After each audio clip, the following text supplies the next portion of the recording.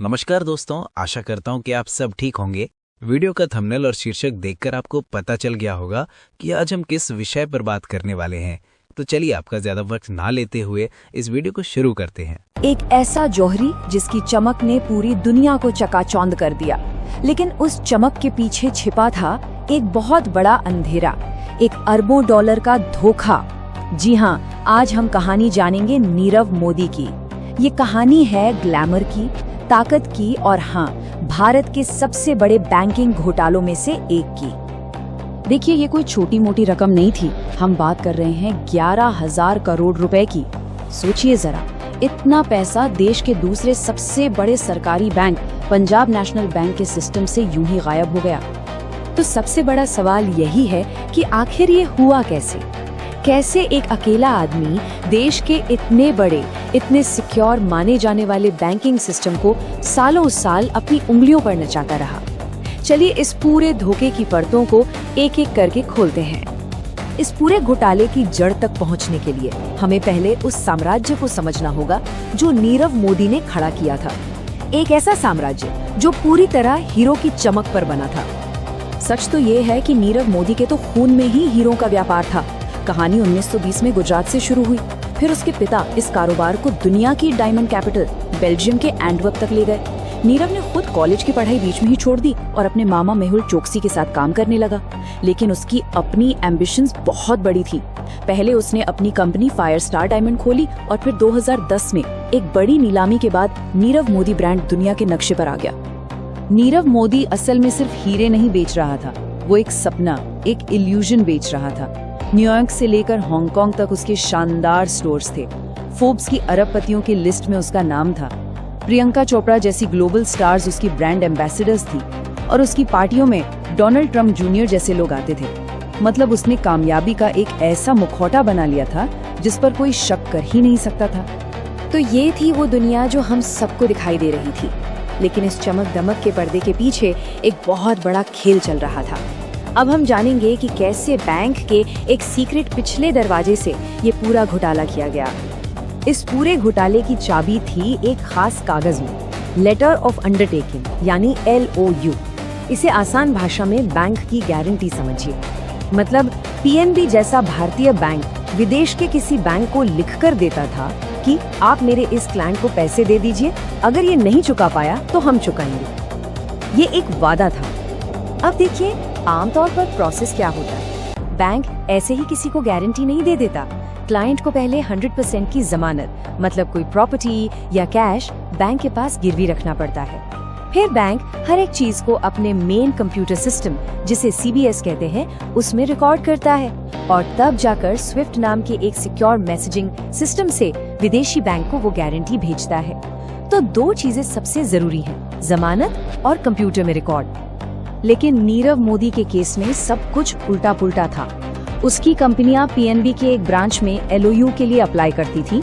वहां एक भ्रष्ट मैनेजर गोकुलनाथ शेट्टी बिना किसी जमानत के उसे मंजूरी दे देता था। और सबसे बड़ी चालाकी ये थी कि ये LOUs स्विफ्ट के जरिए तो भेज दिए जाते थे, लेकिन बैंक के अपने मेन कंप्यूटर सिस्टम में उसकी कोई एंट्री ही नहीं होती थी।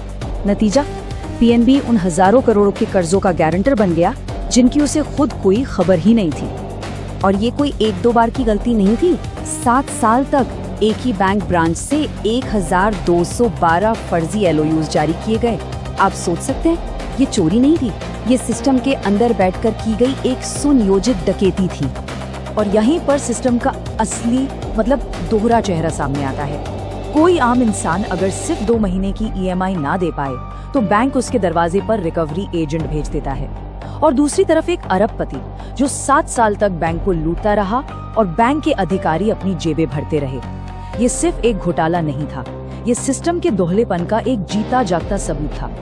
कहते हैं ना कि झूठ के पांव नहीं होते। तो सवाल ये है कि ये सब आखिर सामने कैसे आया। नीरव मोदी का ये ताश का महल एक बहुत ही छोटी लेकिन एक बहुत बड़ी गलती से ढह गया। हुआ ये कि 2017 में वो भ्रष्ट मैनेजर गोकुलनाथ शेट्टी रिटायर हो गया। उसकी जगह एक नया मैनेजर आया। अब जब नीरव मोदी के लोग हमेशा की तरह एक और LOU लेने पहुंचे तो नए मैनेजर ने नियम के मुताबिक 100% जमानत मांग ली और बस यहीं पर उनसे वो गलती हो गई जिसने सब कुछ खोल कर रख दिया। उन्होंने बड़े आराम से कह दिया, अरे हमें तो हमेशा बिना जमानत के ही मिलता आया है, आप अपना सिस्टम चेक कर लीजिए। ये सुनते ही उस नए मैनेजर के तो होश उड़ गए। उसने तुरंत सिस्टम चेक किया, लेकिन वहाँ तो कोई रिकॉर्ड ही नहीं था। उसे समझते देर नहीं लगी कि यहाँ कोई बहुत बड़ा घपला चल रहा है। मैनेजर ने फौरन अपने सीनियर्स को अलर्ट किया और पूरे बैंक में हड़कंप मच गया।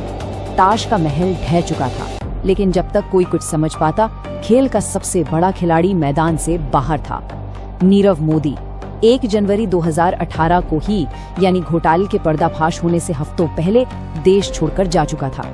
घोटाले के सामने आते ही देश में भूचाल आ गया और फिर शुरू हुई एक अंतर्राष्ट्रीय खोज, एक ऐसी खोज जो आज तक पूरी नहीं हो पाई है। इसके बाद जो हुआ वो बहुत तेजी से हुआ। सीबीआई और ईडी ने जांच शुरू की, पीएनबी के अधिकारी और मोदी के कर्मचारी गिरफ्तार हुए। आरबीआई ने तो भविष्य में ऐसे घोटालों को रोकने के लिए पूरे लो यूज सिस्टम पर ही बैन लगा दिया। दुनिया भर में नीरव मोदी के खिलाफ रेड कॉर्नर नोटिस जारी हुआ और भारत में उसकी हजारों करोड़ की संपत्ति जब्त कर ली गई।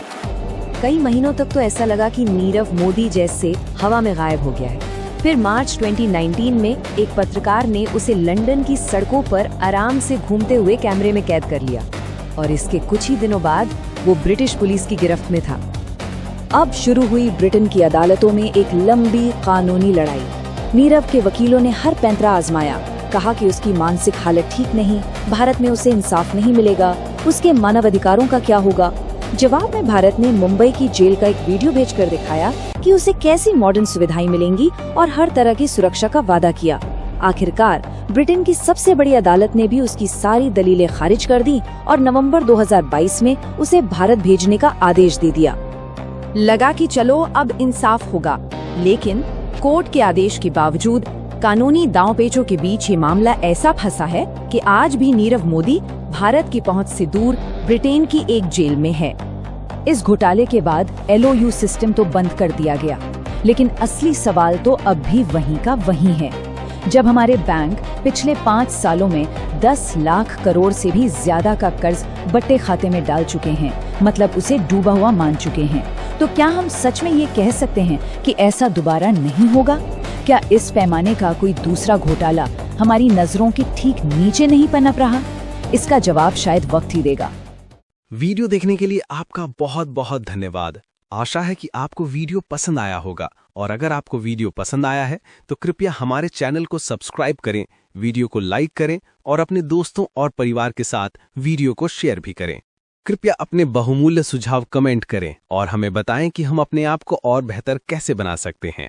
अभी के लिए बस इतना ही। मिलते हैं आपसे हमारे अगले वीडियो में। तब तक के लिए अलविदा।